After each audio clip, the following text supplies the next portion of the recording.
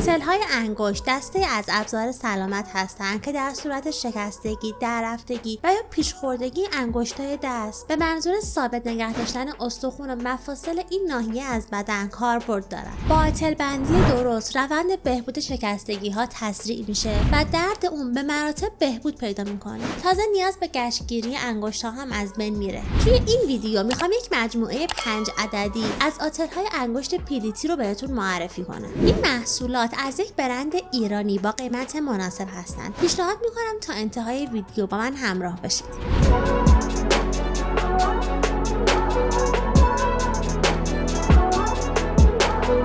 آتل‌های انگشت PDT در 5 سایز مختلف طراحی و ساخته شده‌اند که کاربرد هر کدوم متفاوته و نسبت به نیازتون برای تمامی انگشت‌های دست قابل استفاده است. مثلا کوچکترین اونها یعنی آتل‌های سایز 1 و 2 با ارتفاع 3.5 و 4.5 سانتیمتر برای انگشت شست و انگشت‌های کودکان کاربرد دارند. حتی میشه اگر فقط یک مفصل از مفاصل انگشت شما آسیب دیده، تنها روی همان مفصل این آتل‌های کوچیک رو ببندید و مفصل سالم کاملاً آزاده. آتل‌های سایز 3 و 4 با ارتفاع 5.5 و 7.5 سانتیمتر برای فیکس کردن کل انگشت کاربرد دارند و آتل سایز 5 با ارتفاع 6.5 سانتیمتر هم علاوه بر فیکس کردن هر دو مفصل انگشت مخصوص درمان ملت فینگر یا انگشت‌های چکشی است. در قسمت زیرین هر آتل آلیاژ بسیار محکمی از آلومینیوم به کار رفته که خم نمیشه. در قسمت رویی بندهای آلومینیوم منعطفی تعبیه شده که قابل باز و بسته شدن هستند. سطوح این آلیاژهای آلومینیومی توسط یک اسفنج نرم پوشیده شده که ضد حساسیت و به دلیل وجود محفظه‌های عبور هوا عرق کردن و خارج پوست دست رو تا حد امکان کاهش میده. در نهایت فرم این آتل‌ها بر اساس آناتومی انگشت‌های دست طراحی شده و پس از طی کردن دوره درمان انگشت حالت طبیعی خودش رو از دست نمیده. بسیار سبکن و استفاده ازشون خیلی راحته. تازه مجوزهای مربوطه از جمله ایزو 9001 و مجوز از اداره کل تجهیزات پزشکی آیمد رو هم داره. مرسی که تا اینجای ویدیو با من همراه بودید.